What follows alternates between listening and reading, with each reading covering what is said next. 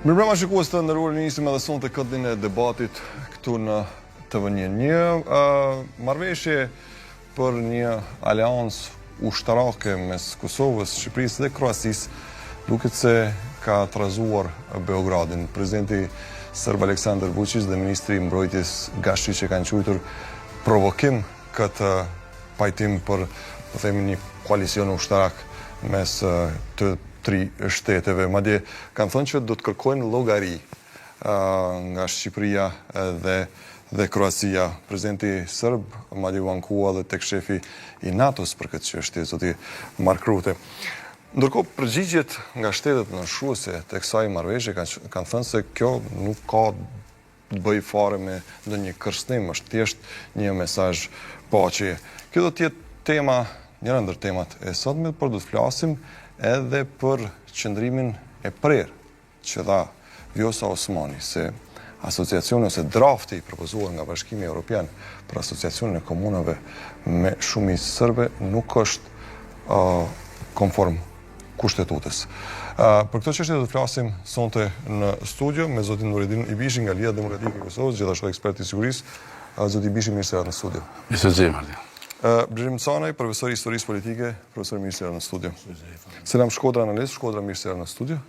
Mirëmbrëma. Shemsi Ashari, analist. Zoti Ashari, mirë se erdhët në studio. Gjithashtu me Skype do ta kemi edhe zotin Lulzim Veliu, njës i marrëdhënieve ndërkombëtare. Zoti Veliu, mirëmbrëma. Mirëmbrëma, faleminderit për ftesën. Po e nis me ju, zoti Ibishi, një marrëveshje katërpikëshe, pse në këtë moment? A ka rrezik real, apo gjitha ato diskutimet që po bëhen një mend shtrojnë çështjen që duhet të ketë bashkëpunim për shkak se rrethonat edhe gjeopolitike kanë ndryshuar që mund të kenë edhe refleksione në rajonin tonë? Po situatë e sigurisë edhe në aspektin e sigurisë globale, por edhe rajonale është mjaft e cënuar, sidomos tash lëvizjet e fundit të zgjedhjeve të reja në Shtetet e Bashkuara të Amerikës, edhe funksionimi që një formë po sjell një kokçarje në gjithë këtë sigurinë edhe të rajonit, sigurinë e brishtë rajonit. Mendoj që është e vonuar kjo aleancë. E vonuar? Po, e vonuar në kuptimin e asaj se dashur më herët, fatkeqësisht nga me Shqipërinë, se kemi pas shumë marrëveshje që nuk janë zbatuar. Jo që jam skeptik, por realiteti është që aty janë bëu, po asnjëherë nuk po zbatohen praktik. Mendoj që kjo është momenti i fundit që një aleancë e tillë, pa më parasysh se definuar në 4 pika, por mendoj që substancialisht duhet ajo të vihet në funksion, nga se rreziqet e kërcënimit për Ballkanin janë shumë të aktuale, shumë të prekshme.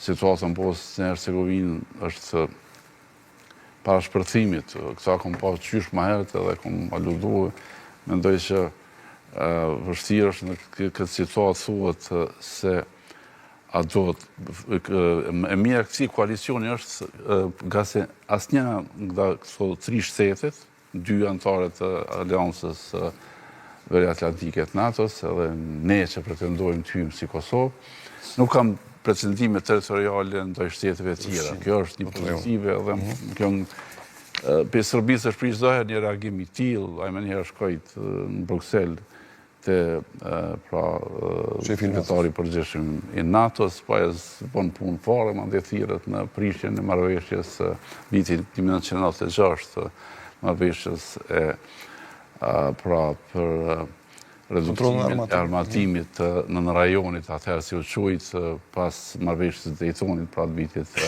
1995, pas përfundimit pra të luftës në Bosnë mes Bosnjë e Hercegovinës, atëherë me 2 etnitete, pra federatës edhe etnitetit serb që po nxjerr kokçarin, por edhe Republikës Kroacisë edhe ish një federatë ashtu artificiale mes pra të quajtur Jugosllavia mbetur mes Serbisë dhe Mauritzi. Dhe ajo mendoj që nuk u zbatua asnjëherë, nga se nëse dikush e ka prish këtë marrëveshje, them kështu, për reduktim të armatimit apo mos dominon një forcë regionale ashtu, është Serbia, nga se ajo fal neutralitetit, apo si e ka proklamuar, çdo është armatues edhe nga perëndimi edhe nga lindja, edhe realisht rrezikon rajonin. Rajonin, duke thënë këtë Ballkanin perëndimor, pjesën e ngushtë. Edhe për këtë arsye mendoj ideja e re që po jetësohet e Serbisë tanë botës serbe, që është ajo mbetja e paralizuar Miloševićit, është shumë e rrezikshme nga se tash ajo po kthehet në funksion edhe si aspekt gjeostrategjik i Rusisë për implikim në Ballkan. Edhe çdo është jo të ushqyer në kuptimin ideologjik apo por realiteti është që Rusia po më pasur dyshimet e reja që po sjellin një fije shpresë që mos vjen të një marrëveshje në përfundimin e luftës në Ukrainë. Mendoj që potencialisht do të jetë në vazhdimsi e rrezikshme nga se ajo po funksionon sistem, edhe po lidh, edhe po rrezikon edhe paqen apo pra jo paqen, po në kuptim qëndrueshmërinë e një federate Bosnjë-Hercegovinës, por përgjithsisht edhe rajonin tërësi, Kosovën, mandej Malin e Zi, jo larg edhe Maqedoninë. Mirë, foli zoti Ibishi për ankesat e Serbisë, Aleksandar Vučićit. Shpat Braksholi ka realizuar një histori ku deklarohet edhe Vučići sa i përket është situatë e Serbia përballet me një situatë të vështirë pas kësaj marrëveshje. Ndjekim historinë, kthehemi në studio e diskutojmë gjëra gjatë. Marrëveshja për aleancë ushtarake mes Kosovës, Shqipërisë dhe Kroacisë ka alarmuar Beogradin. Këtë shqetësim presidenti i Serbisë Aleksandar Vučić e ngriti edhe para shefit të NATO-s në Bruksel, Mark Rutte. Vučić u shpreh i bindur se NATO-ja nuk ka qenë njoftuar për këtë zhvillim, ndërsa tha se Serbia është e gatshme për ta mbrojtur veten nga çdo agresor i mundshëm. Është situatë shumë e vështirë për ne, por ne kemi kuptuar mesazhin e tyre dhe ne do ta ruajmë vendin ton, do t'i pengojmë ata dhe gjithmonë do ta mbrojmë me sukses nga çdo agresor i mundshëm, qoftë edhe një agresor kaq i fuqishëm. Por nuk vënoi shumë kundërpërgjigja e kryeministrit kroat Andrej Plenković, i cili theksoi se Kroacia nuk ka nevojë të kërkojë leje askujt për këtë marrëveshje. Ne ishim në gjendje të krijonim një dokument që ndihmon në përpjekjet e tyre për reforma. Ai nuk është një natyre armiqësore. Unë e kuptoj se duhet kërkuar një armik më tej, por kjo nuk është e natyrës armiqësore. Kroacia nuk ka nevojë të kërkojë leje askujt për këtë, as Serbisë dhe as NATO-s. Veterani i ushtrisë qëllimtare të Kosovës, Shamsedin Morina, i cili gjithashtu luftoi për krah forcave kroate në luftën për shtlirim, thotë se kjo marrëveshje është e mirë për paqen dhe stabilitetin në rajonin e Ballkanit. Është një marrëveshje shumë e mirë për neve. Është një rrjedhë natyrale e ngjarjeve nëpër histori, nëpër kohëna. Këto tri shtete i ndajnë vlerat demokratike të trija të bashku edhe kanë qasjet strategjike të përbashkëta. Marrëveshja në fushën e mbrojtjes mes Kosovës, Shqipërisë dhe Kroacisë e nënshkruar në Tiranë ka në fokus forcimin e kapaciteteve mbrojtëse, avancimin e teknologjisë ushtarake dhe përmirësimin e ndërveprueshmërisë rajonale nëpërmjet trajnimeve dhe stërvitjeve të përbashkëta.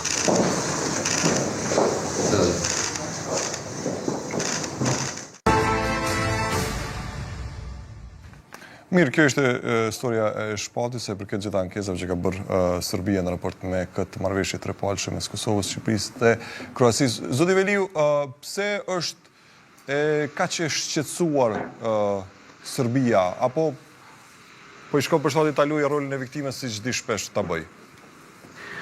Po, në rolin e viktimës, presidentin Sërb Vučić e kemi pa edhe në raste kur nuk ka pasur asgjë për të diskutuar apo për të debatuar. E në këtë rast e ka luajtur të njëjtin rol vetëm për të shitur, për të viktimizuar, sidomos para shefit të NATO-s që e kishte takuar në Bruksel dhe para pavarësisë ndërkombëtare. Serbia është një shtet që ka qenë me pretendime territoriale duke filluar nga Kroacia, Mali Zi, Bosnia e ose fundit edhe në Kosovë, dhe ne të gjithë e dimë se është një vend që ka filluar 5 luftra në Ballkan dhe si rrjedhoi është e mësuar që gjithçka që zhvillohet në Ballkan të shkojë përmes Beogradit dhe të merr pëlqimin e Beogradit. Mirë po kohërat kanë ndryshuar dhe gjërat kanë hequr para, për fatin duhet të mirë, për fatin e mirë të gjithë rajonit, e në këtë rast edhe të Serbisë, pasi që të gjitha vendet e ish Jugosllavisë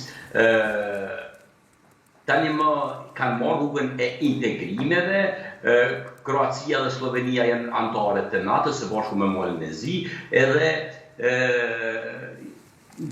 po pikërisht ato dyja janë anëtare të Bashkimit Evropian dhe arritja e kësaj marrëveshje duket se asaj nuk i ka shkuar për shtatit, pasi që si njëra nga fuqitë e mëdha në Ballkanin perëndimor, pra po flasim ushtarakisht, duhet pranuar një gjë se është një vendi më i fuqishëm, ka qenë njëri nga vendet më të fuqishme duke trashëguar të gjithë arsenalin e armatimit nga ish Jugosllavia dhe tani sikur ka pasur dëshirë që çdo problematik, çdo çështje të ketë me njërin me të gjitha vendet një nga një. Mirë, por në këtë rast i ka dalur situata nga kontrolli dhe nuk ka të bëjë vetëm me një vend, po në rast të cenimit të integritetit të territorial në këtë rast, që mendoj se Kosova është ndër më të rrezikuar si një vend i ri, si një vend që ende nuk ka arritur që në forcën e saj të sigurisë apo në ushtrinë e saj të arrijë nivelin e rajonit apo vendeve që na rrethojnë,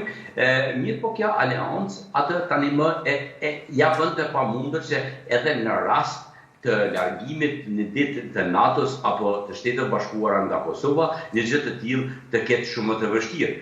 Një gjë duhet pranuar dhe duhet thënë shumë qartë se këto tre vende, Kroacia, Shqipëria dhe Bosnia, këtë aleancë nuk e kanë bërë për ta sulmuar dikën. Dhe kjo aleancë është një aleancë e cila do të sjellë stabilitet për gjithë rajonin. Vetë fakti se paraspeshimi i forcave i bën të gjithë të mendojnë më mirë drejt në rast të një. Ku kanë synime në raport me të tjerët?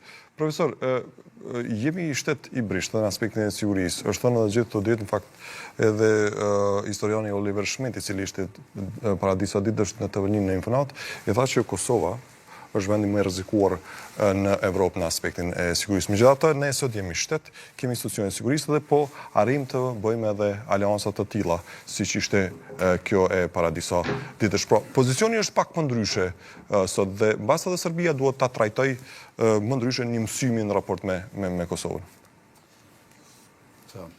Shiko, e para në këtë rast ne po flasim për një farë memorandumi, mirë kuptimi, ashtu të them, për shkak se ne nuk mund ta shohim tash sikur një traktat, për shkak se po të ishte ashtu aty me siguri që s'do të mungonte as ministri i jashtëm, apo ministrat e jashtme. Unë e shoh më shumë si një mesazh që do të thotë janë 3 shtete mike, të cilat e ndihmojnë njëra tjetrën në rast të rrezikimit të sigurisë së tyre. Do thotë se mesazh rreziku më i madh nga Serbia. Mesazhi është i mirë. Vetë fakti që ne po e shohim një Kroaci dhe një Kosovë aty, por edhe një Shqipëri, atëherë mund të them që e argumenton atë që e thot Oliver Schmidt, që Kosova është më rrezikuar, megjithëse unë pajtohem më shumë me zotin i Bishi, i cili thotë që Bosna është më rrezikuar nëse është më rrezikuar se ne. Se ne absolutisht, për shkak se agresiviteti në Bosnë është tjetër e para, e dyta tendencat separatiste të pakicës serbe në Bosnë janë të theksuara dhe është një ndarje, një territori më të madh. Do të thotë nëse Serbia ka interes dikon dhe ka interes territorial, atëherë më mirë shkon edhe i merr disa dhjetra mijëra kilometra se sa disa hektar në Kosovë. Po e përmendi vetëm si logjik kështu. Por unë këtë e shoh vetëm si një mesazh. Pse po e them këtë? Për shkak se po të ishte një formë traktatit, unë jam shumë i sigurt që NATO nuk do ta lejonte. Do të binte në kundërshtim me normativat e NATO-s. Absolutisht. Mirë, po kjo është një marrëveshje dhe është e mirë. Pikërisht për mesazhin që e përçon, në periudhën dhe në kohën në të cilën ne tani po jetojmë. E tash, në qoftë se është një ndihmë konkrete, çfarë ndihmën, t'ju them drejtën se kom pa ende atë. Jo, janë katër pika, profesor. Promovimi i bashkëpunimit në ngritjen e kapaciteteve të mbrojtjes dhe industrisë së mbrojtjes, rritja e ndërveproshmërisë përmes edukimit, trajnimit dhe ushtrimeve, kundërveprimi ndaj kërcënimeve hibride dhe forcimi i qëndrueshmërisë strategjike, ofrimi mbështetjes së plot për integrim euroatlantik dhe atë të mbrojtjes rajonale. Okej, domethënë është në rregull, nëse neve si Kosovë, dy shtete anëtare të NATO-s na ndihmojnë në procesin e integrimit euroatlantik, do të thotë është gjithçka legjitime këtu për shkak se tek e fundit është strategji edhe e pakteve të tilla, por po e përsëris. Po të ishte një traktat ku automatikisht të drejtën do ta fitonin shtetet për një intervenim të shpejt pa dritën e gjelbërt të NATO-s, atëherë aty do t'i kishim edhe 3 ministrat e jashtëm, për shkak se e dim se Ministria e Jashtme i thon këtu. Pastaj ajo protokollohet si traktat, mirë, po t'ishte i tillë, absolutisht do ta kishim reagimin e NATO-s. Nuk dua ta relativizoj tash, për shkak se është tetë e rëndësishme edhe kjo që është bërë. Do thotë mund të presim një përkrahje në weiterbildung, në edukim të më të tjeshëm të... Derisa Serbia, po themi, është kaq agresive në kuptimin e kundërshtimit të kësaj marrëveshje, që po thoni se është traktat, diçka ka të rëndësishme. Këtu ka të rëndësishme, për shkak se u tregua një partneritet mes 3 shteteve. Do thotë 3 shtete faktikisht ja zgjatën dorën njëra tjetrës për një partneritet të tillë. Ta kemi parasysh edhe një fakt që është pikërisht Serbia ajo që e ka sulmuar Kosovën dhe Kroacinë. Dhe për këtë arsye po flas për një mesazh që është dërguar diku, por edhe njëkohësisht natyrisht që ne e dim nga historia që në luftra të ndryshme pastaj eventualisht shpresoj që s'do të ketë luftë gjithmonë krijohen aleanca, dhe kjo është edhe një farë mesazhi i tillë që ne jemi kështu si jemi. Xhudi Ashari, si e shihni gjithë këtë farë momenti që ka trazuar, po themi, fqinin tonë agresiv në rajon që siç u tha këtu është shkaktari kryesor edhe i luftrave, edhe të kaluara, por tendenca është që edhe sot të bëjë diçka të tillë, paktën konflikte të shkaktoj. Po nuk është e rastishme që çdo veprim që Kosova ka ndërmarrë në drejtim të fuqizimit të saj si shtet, kemi pas reagim nga Serbia. Ky reagim, një tendencë e viktimizimit para strukturave ndërkombëtare, në këtë rast e zotit Vučić, e bën atë që e bën zakonisht, do të thonë për të luajtur viktimin, po ka edhe një mesazh tjetër besoj të brendshëm për shkak të rrezikave të mëdha që ka brenda në Serbi, edhe një reagim i qytetar kundër tij, tenton ta shesë një rrezik që po krijohet Serbisë në mënyrë që ta qetësoj pak qytetarin brenda që ka kundër. Do thonë po përdoret për konsum të brendshëm. Për konsum të brendshëm. Kjo që ka ndodhur tash me këtë marrëveshje, besoj që është një diçka shumë pozitive, po nëse e shohim kronologjikisht, na lidhet me disa veprime që i kemi pa prej Shtetet Bashkuara të Amerikës. Kjo lidhet me qasin e re të administratës Zotit Trump. Zoti Trump, administrata Trump ka kërkuar më shumë përgjegjësi nga Evropa të merr në nivelin evropian për sigurinë e vet. Dhe kjo po flitet të ditë për një rizgjim të Evropës për shkak të qasës amerikane. Po, tash për Evropës po kërkohet të marrë më shumë përgjegjësi për sigurinë e vet. E mendoj që është në të njëjtën linjë që në nivel të Ballkanit ta kemi një aleancë si kjo që do të vepronte konform rregullave të NATO-s, domethënë gjithçka është absurde me menuçin anëtare NATO-s del edhe bën veprime qoftë edhe me një marrëveshje si kjo, që do të binte në kundërshtim me rregullat e brendshme të NATO-s, për shkak që dimë që një anëtar i NATO-s nëse kyçet një incident e involvon gjithë NATO-n, po është konform asaj. Edhe kjo është vetëm një nismë fillestare që pritet të kristalizohet në muajt, vitet e ardhshme, edhe besoj që në faza tjera do ta kemi një trup që mund të konsiderohet si një forcë e reagimit shpejt në rast të incidentit që të jetë si një first responder, të përgjigjet me forcat e veta një incidentit të mundshëm në nivel të Ballkanit, derisa nëse nuk ka mundësi me u shqetësu ose me vënë kontroll, atëherë me involvu aktorë tjerë. Për Kosovën mendoj që është mirë që i ka hapë edhe plus një derë e pasme, e dim që kemi NATO-n këtu dhe përgjithësim për siguri e ka NATO në Kosovë, po me këtë marrëveshje, kur kemi dy antarë të NATO-s, pjesë kësaj marrëveshje që marrin dhënë zëtim që do të bashkëpunojnë në kuptim të sigurisë, është një derë mrapa që nëse ne antarë e NATO-s për një arsyes tjetër është partner me Kosovën në mbrojtjen e saj, tërthorazi vjen si hapi tjetër involvimi i NATO-s në aspektin e sigurisë. Edhe dim që NATO e ka mandatin për sigurinë në Kosovë dhe po është menoj një plus shtesë edhe besoj që në VM kemi me pa edhe veprime tjera, po gjithmonë unë besoj fuqishëm që është brenda kornizës së NATO-s. Mandatit të NATO-s, përveç që ndahen përgjithësitë në nivel të reagimit në rast të situatave ndryshme.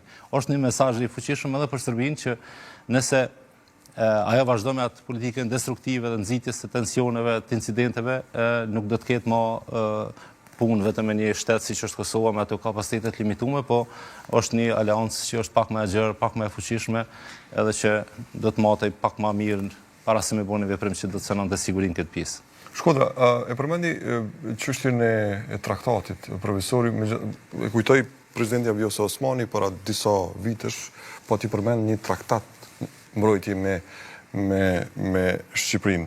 A është krejt e pamundshme të lëvizet në një, po themi, në një stad të tillë bashkëpunimi pa po themi lejen e NATO-s? Si mund zhvillohet kjo marrëveshje për më tutje? Ka kohë që edhe gjatë studimeve, po edhe nga literatura e lirë që kam lexuar për marrëdhënie ndërkombëtare, ka teoricien të marrëdhënieve ndërkombëtare që e përshkruajnë një aleancë të tillë në rajonin e Ballkanit dhe konsiderojnë që në aleancë të tillë ushtarake ruan ekuilibrat brenda zonale. Brenda rajonit. Brenda rajonit. Sepse vetëm një aleancë e tillë mes Shqipërisë, Kosovës, Kroacisë, Bugarisë, u la hapur edhe dera për Bullarinë. Bugarisë, Turqisë dhe Bosnës, po sikur ta kishte mundësinë, ta kishte drejtën e vetas nga Republika Srpska, do t'i bëhej boll boshtit slava ortodoks në rajon, i cili ka shekuj që është ndesh këtu do të thotë me këta faktorë. Kjo marrëveshje për pikpamjen time e çon Kosovën në një avancim të mirë në rrafshën e sigurisë, për shkak se ka një mori fushash ku kanë rënë dakord ministrat e mbrojtjes që të bashkëpunojnë. Si për shembull është rritja e kapaciteteve të mbrojtjes dhe ndër veprueshmëria e ushtrive. Fushat e bashkëpunimit janë prokurimet e përbashkëta. Kemi këtu edhe ushtarak, dhe që atë në zbërthen do shta ma mirë. Armatime dhe pajisjet. Po shkëmbjen edhe armatime, edhe pajisjet. Bashkëpunimet në inovacion. Çka është shumë e rëndësishme që është tashmë konkrete, direkt, që gjindime në një luftë hibride, në këtë marrëveshje ka një paragraf ku thotë që angazhimi përbashkët kundër luftës hibride. Lufta hibride është shumë prezente. Tashmë para 10 dite kam lexuar një hulumtim të në institutin nga Polonia që thotë njëra ndër vendet që është ataku mas shumti me luftën hibride që është projektuar në Rusi dhe në bashkëpunim me shtetin serb ka qenë Kosova viktime e saj. Më pastaj angazhimi për edukimin dhe trajnimin, angazhimi për stërvitje të përbashkëta. Të gjitha këto i tregojnë do të thotë Serbisë që nuk e ka më dominancën ushtarake në rajon.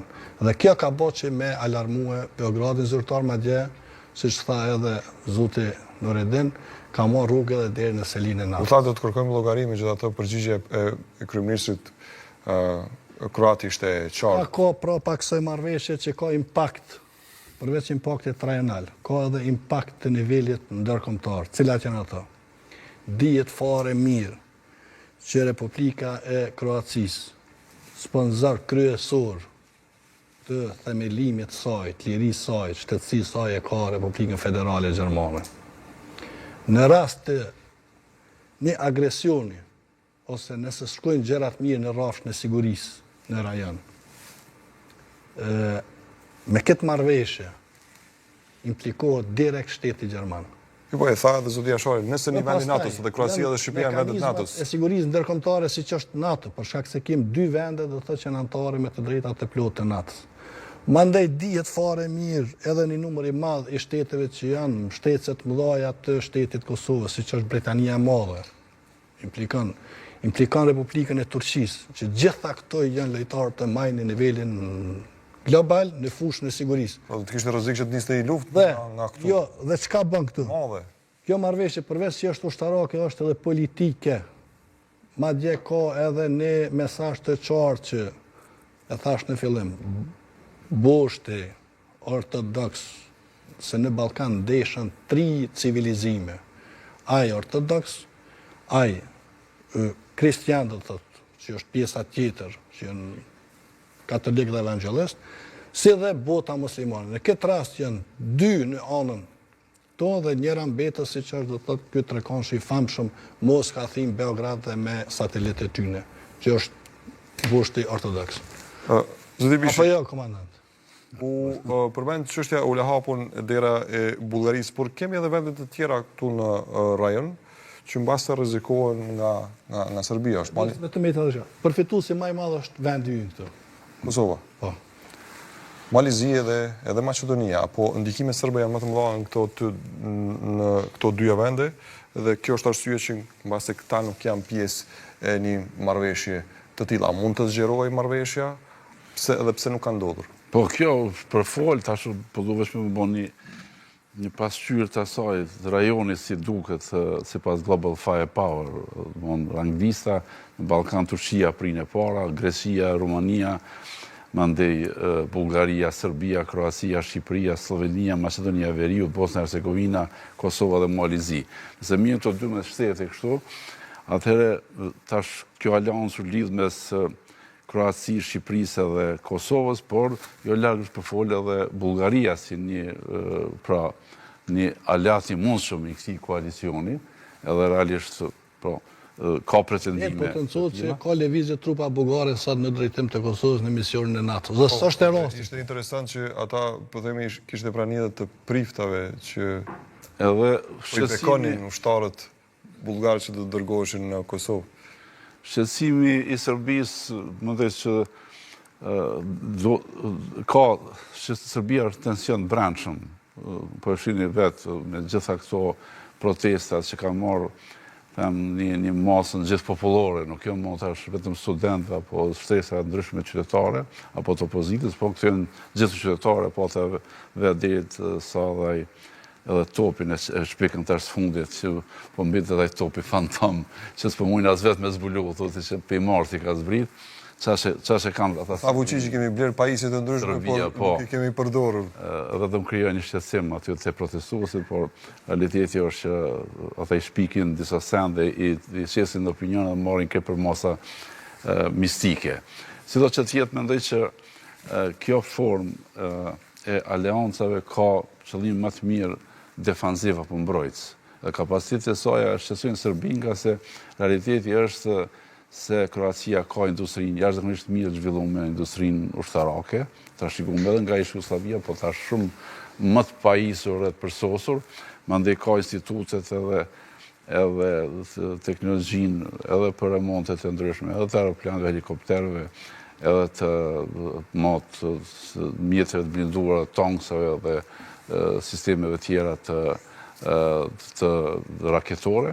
Edhe kjo të regon një avantazh të madh kur lidhet ky trio mes Kroacisë, një partner një mik strategjik, por edhe Shqipërisë, që realiteti është dashkë marrëveshje, mund të utatë seku.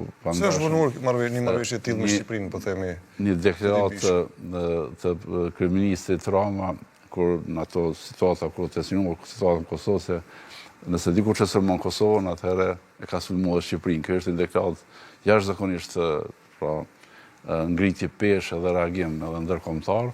Realiteti është që gjërë rrallëherë unë dëgju nga krejt shqiptar e Shqipërisë që në një rast rreziku permanent për Kosovën do të jetë reagimi menjëhershëm edhe Shqipërisë, dhe kjo është realitet. Po, në falë se... Dhe kjo do të afuste edhe NATO-n, po themi në një reagim, që se Shqipëria është atari... NATO ja është edhe pranishme këtu, me gjitha të... NATO është përcaktuar me statusin edhe njënit përcaktuese që mbron vetëm antarët e vetë. Kur sëlmohen. Po, mirë po, ajo nuk përkufizon një aleancë tjetër të mos vetë shteteve në kuptim të asaj, përveç atyre që janë kundërshtuese të koalicionit NATO-s. Mendoj që në këtë drejtim është një koalicion parimor, i qëndrueshëm, edhe ka aspekte mbrojtëse, ka aspekte agresive apo pretenduese për pushtim në territori apo pretendime ndryshme. Mendoj që gjithë kjo, tash përkthejna edhe çështjes marrëveshjes atëherë për kontrollin nënrajonal të armatimit, që po ankohet të fuqishi, ai se ka respektuar asnjëherë, pra në vitin 1996, atëherë ka qenë përkufizimi për numrin e saktuar të tanksave, automjeteve të blinduara luftarake, topave, aeroplanëve dhe helikopterëve luftarak. Edhe kjo mandej ka pas një trend më vonë është mbikëqyrë nga OSB-ja, por më vonë është lënë në një marrëveshje gentlemane me shtyre shteteve të nënshkruese që asnjëherë s'është respektuar. Para një vit e diçka, Kroacia ka prirë në ranglistën e Global Firepower, por ndërkohë për shkak të armatimit të enorm Serbisë, që ajo po tash po ankohet, pra ajo ka arritë të kaloj Kroacinë, por mendoj që Kroacia mbetet një prej vendeve Ballkanit Perëndimor prirëse edhe në aspektin e kapaciteteve pra njerëzore apo burime njerëzore edhe të efektive luftarake. Kështu që përgjithsisht mendoj që ky koalicion shumë i natyrshëm është mbrojtës nga ajo që parashtrua, po sidomos që ka përmend edhe parafolësit e mi, që mbrojtës nga aspekti i luftës hibride që Rusia i ka përdorur nga generali Gerasimovi, i cili ka qenë edhe ideatori i kësaj lufte, edhe që ka arritë, po mundohet Rusia nëpërmes mënyrë ta kthej me lëvizje separatiste që ishte brenda atyre shteteve ndërta dhe Ukraina, që Serbia po mundohet ta implementoj në Kosovë dhe në Bosnjë Hercegovinë, jo larg edhe në shtete tjera, pra edhe në Maltëzi.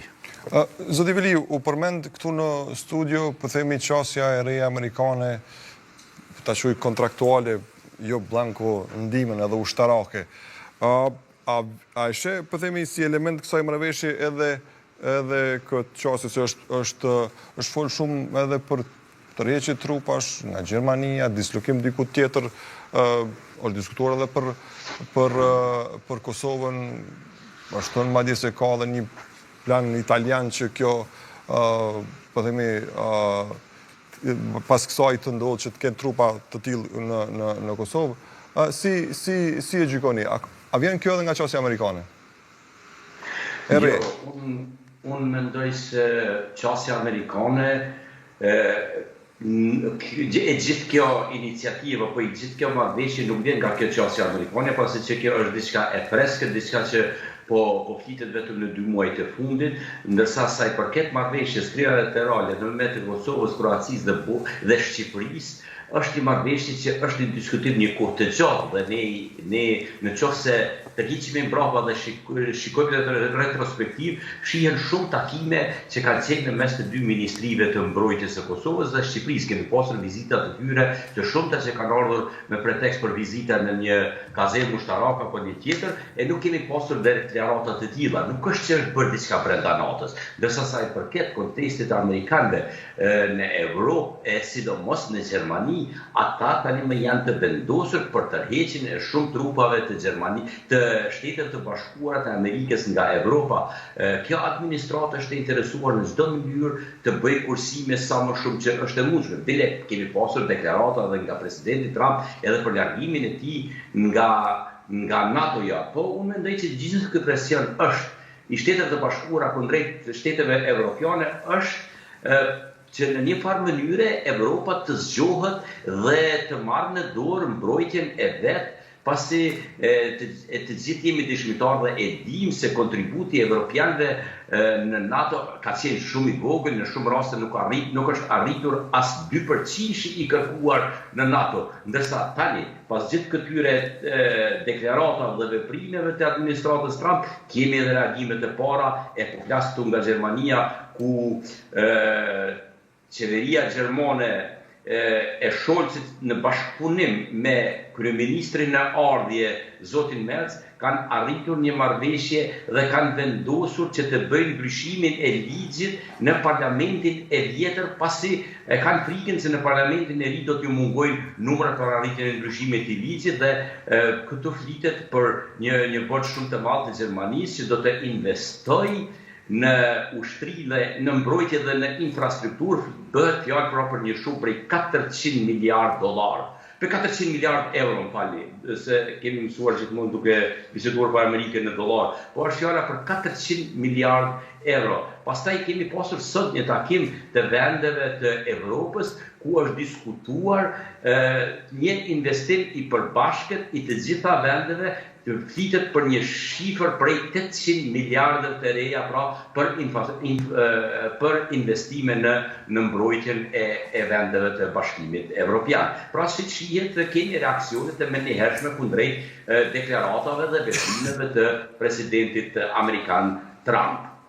Ndërsa te marrëveshja unë mendoj se e ka një histori pak më të largët se tentativat apo pas deklarimeve të presidentit Trump. Ndërsa sa i përket tërheqjes së forcave amerikane nga Bonshtili është diskutuar, ka qenë në një gazetë gjermane, ka qenë një burim italian, ku është thënë se pritet që trupat amerikane në Bonstil të zavencohen me ato me forca turke. Mirë po, pas disa ditësh kemi një deklarat nga Shtetet e Bashkuara të Amerikës, të cilët thanë se nuk është në planin e Shtetet e Bashkuara të Amerikës largimin nga Kosova dhe nga Bonshtili. Ata do të tërhiqen nga disa baza, sidomos në Gjermani, të cilat janë të shumta, dhe do të jetë reduktimi i tyre shumë i madh. Flitet se në gjithë Gjermaninë do mbetet vetëm një bazë ushtarake amerikane. Prof, u përmend çështja e Turqisë dhe zavendësimi, ka pas spekulime i trupave amerikane me ato turke. Dihet që kohët fundit Kosova ka intensifikuar raportet me Turqinë në aspektin e shkëmbimeve dhe ushtarake. Ku hin roli i Turqisë në sigurinë rajonale, marrë parasysh që Turqia është sot edhe një drejtar shumë i rëndësishëm në këtë stadin ose në nivelin botëror të zhvillimeve? Që e përmendi Shkodra një nocian që s'duhet i njëruar, ekuilibrin e forcës. Shtu Turqia po thotë që edhe Evropës po thotë.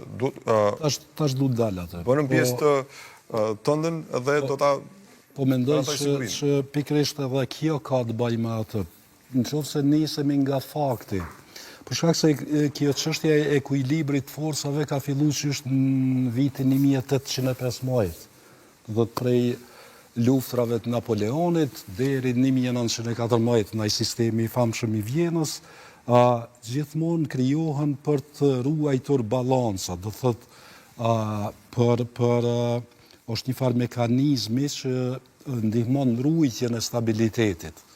Balanci fuqisë. Pikrisht, do thotë nuk e lejon hegemoninë.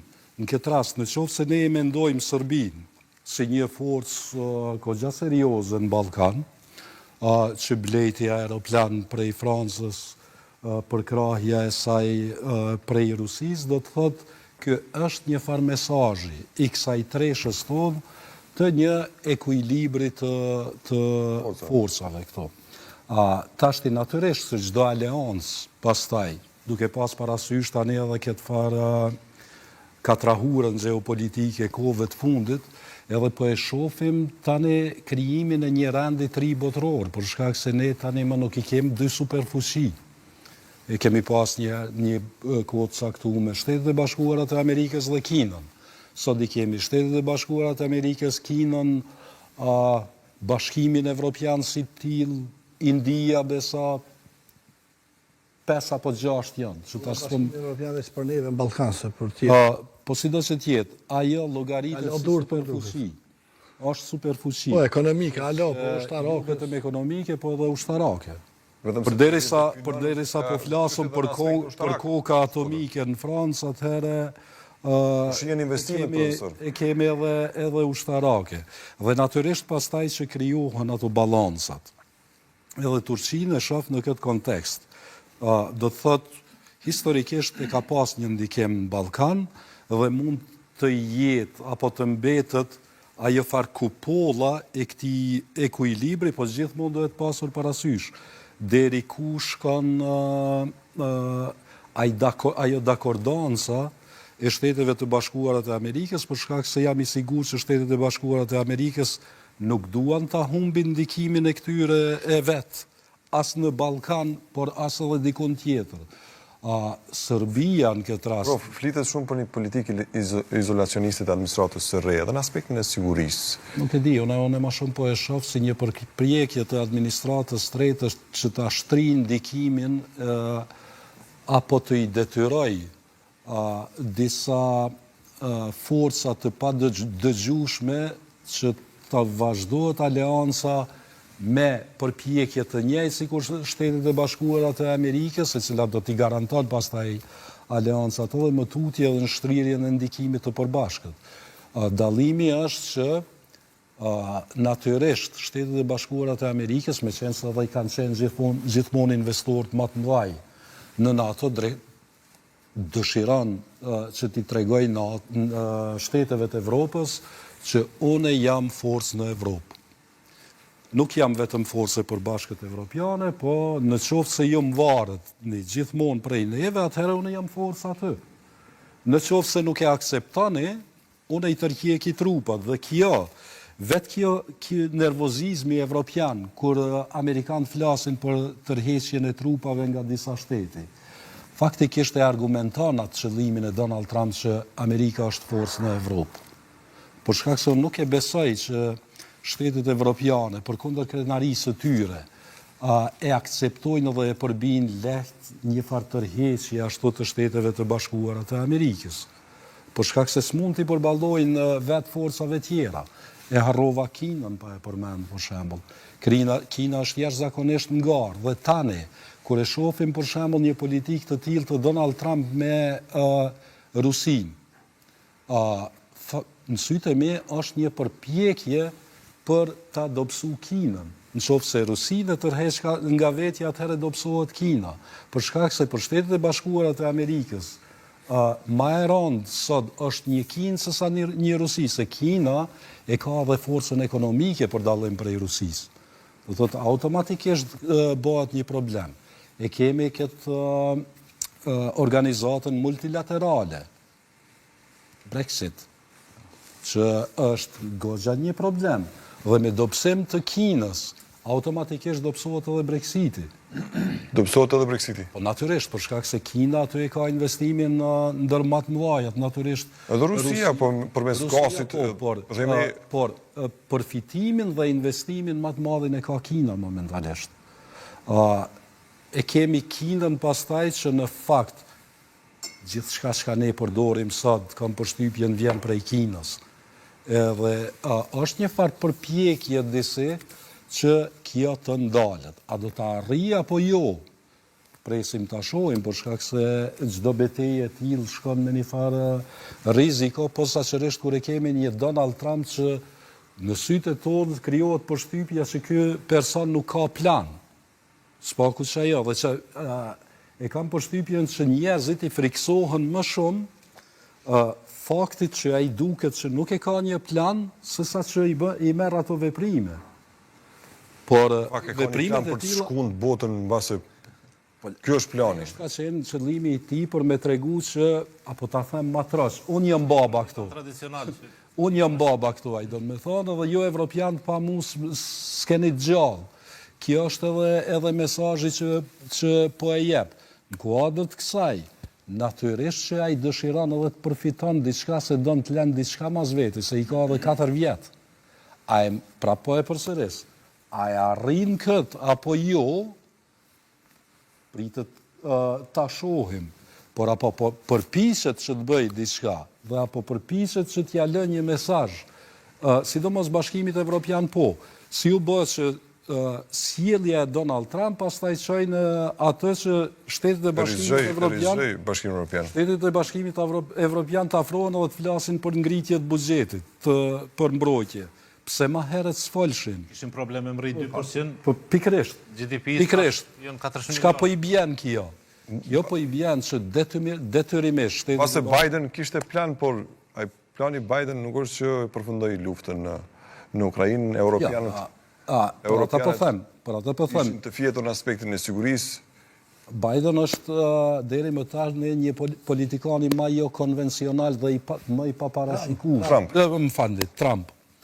Dhe të e pas parasysh atë, duke pas parasysh që është i paparashikueshëm, ndoshta pikërisht këtë e ka dashur, që të reagoj dhe të ndikoj të shtetet evropiane.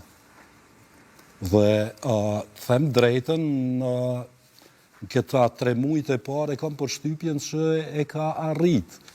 Pra po e përsëris, me vetë faktin që shtetet evropiane më në fund prej 2%-shit, po flasin se si ta rrisin buxhetin, diçka që nuk ka qenë temë të ta më herët, për shkak se e kanë pas mburojen, i kanë pas Shtetet e Bashkuara të Amerikës, gati në çdo shtet.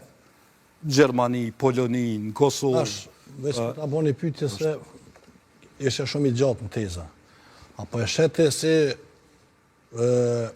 Shtetet e Bashkuara po dojnë me lëviz, domethënë në brenda orbitës vetë, brenda Shteteve të Bashkuara të Amerikës, mos po marr shumë me problemet veçanërisht të kontinentit tonë, apo e sheh se në farë prezencë të shtunë se the, po dojnë me tregu që jem këtu. Faktikisht ata kanë se harra dhe një fakt. Me qenë se folëm për ekuilibrin nga lufta e dytë. Ekuilibrin e forcave. Por ekuilibër të forcave nuk kanë nevojë superfuqit. Për shkak se ata e kanë forcë. Jo për ata. Ata flasin për ekuilibra forca në nivel. Dime të përgjigj shkurt tash me një herë pa edhe jo shumë gjatë, profesor, do të kaloj edhe në çështën. Mesatarisht. Okej, rregull. Por ekuilibër të forcave, Shtetet e Bashkuara të Amerikës janë superfuqi. Por ata dojnë t'i tregojnë edhe Evropës që na jemi superfuqi. E din evropian. Mundeni me pas një ekuilibër të forcave mes vete, po jo me mu. Apo kupton? Sto është qëllimi. Edhe jo ta musun merrni frymë. Asnjëherë sfidume për evropianëve këtë rrafsh, kanë qenë të dëgjueshme të Shteteve të Bashkuara. Për shkak se Shtetet e Bashkuara të Amerikës kanë pagu për ta. Po mirë, dhe çka do të më tregun rostin këtë Shtetet e Bashkuara të Amerikës evropiane? Çka duhet më tregun? Delegu disa përgjegjësi për siguri. Edhe jo merrni përgjegjësi. Më duket më shumë po shkojnë drejt dezintegrimit të NATO-s se sa ka pas diskutime edhe për një forcë mbrojtëse europiane. Është për shkak se qoftë amerikane. Pjesë e krijimit të rendit të ri botëror. Unë mendoj që qysh presidencën e parë, zoti Trump ka shumë mesazh saktë edhe për NATO-n, por edhe për europianë që kanë rol letargjim, atë që ka interesuar fillimi ekonomik, avancimi se sa mbrojtja. Edhe atëherë kujtohet me kancelaren Merkel, kur i tha për GDP-n, 2% do të angreq. Edhe atëherë ishte shqetësim edhe për lider tjerë europian. Ju kujtohet? Po. Samitin e NATO. Po ja shpeti mirë atë e thotë. Thashë, sikur që tha zotëria, 400 miliard rriti me njëherë buxhetin Gjermania, 800 miliard me njëherë Europa.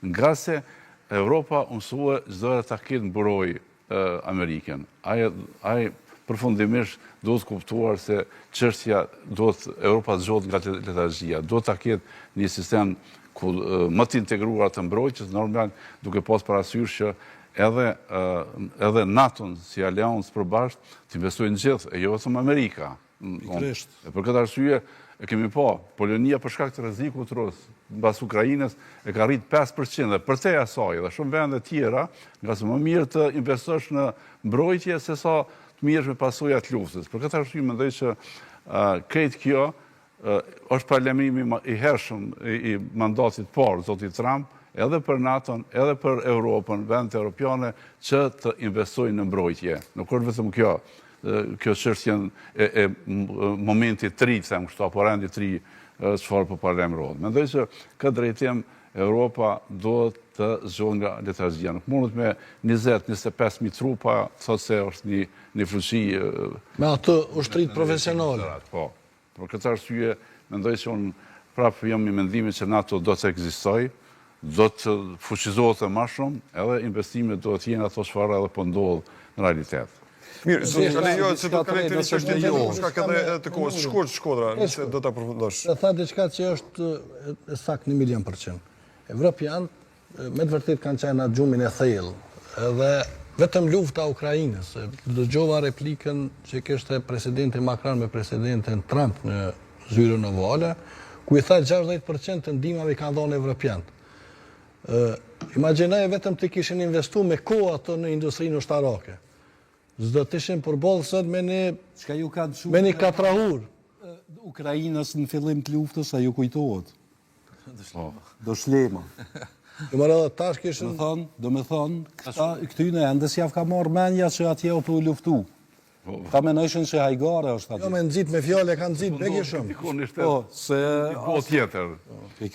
Këtu do të thënë edhe këtë, që edhe Brzezinski thotë, kush dominon edhe ushtarakisht dhe ekonomisht pjesën e Euroazisë, ajo është mbret i botës. Edhe për këtë arsye, mendoj që Amerika do të lejë Europën. Por Europa Europën e zgjon nga gjumi thellë. Në shtinë e thellë edhe Napoleoni thotë kush Shkodra, dhe mos ta zgjerojmë, duhet të kaloj këtë çështja, po themi siç e thashë para në fillim, qëndrimi i presidentit Osmani se përket asociacionit, besoj që regjia ma jep deklaratën e presidentit të vendit, pastaj e diskutojmë në studio.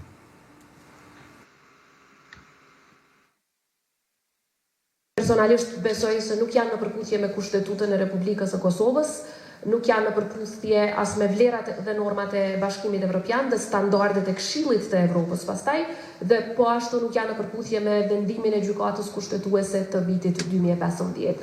Dhe një draft statuti i tillë që bie ndesh me këto të trija nuk ka se si të hyjë në fuqi, dhe as nuk besoj që do të mund të kalonte çfarëdo testi në gjykatën kushtetuese.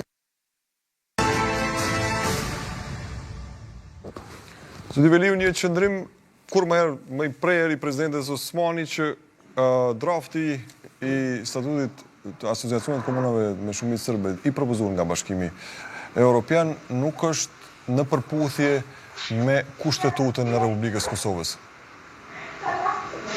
Ju si e gjykoni këtë?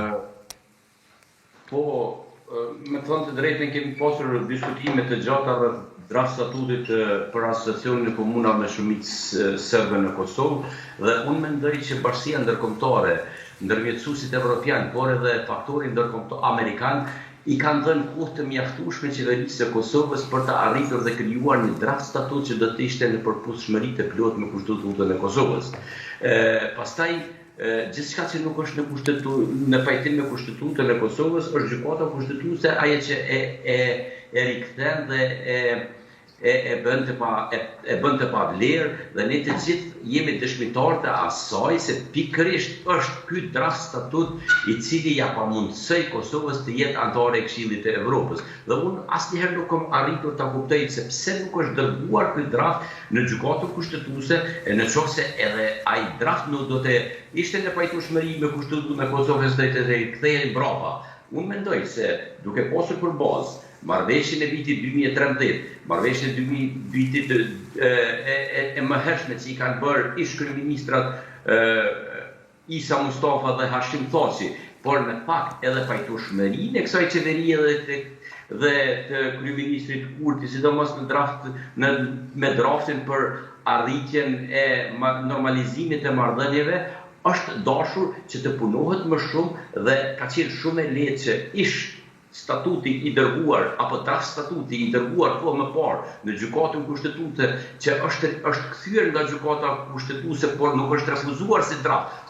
Janë caktuar disa pika si jo kushtetuese në plotshmëri me Kushtetutën e Kosovës. Është dashur që institucionet tona të punojnë në këtë drejtim dhe atë draft status ta përshtatin me Kushtetutën e Kosovës në mënyrë që të ecim para dhe të hapim perspektivat e vendit tonë. Mbas s'ka dashur me thevelu asociacionin fare. nuk kemi dashur, për ne duhet një gjithë pranojmë se marrëveshjet ndërkombëtare, deshëm apo s'deshëm, një ditë duhet t'i realizojmë.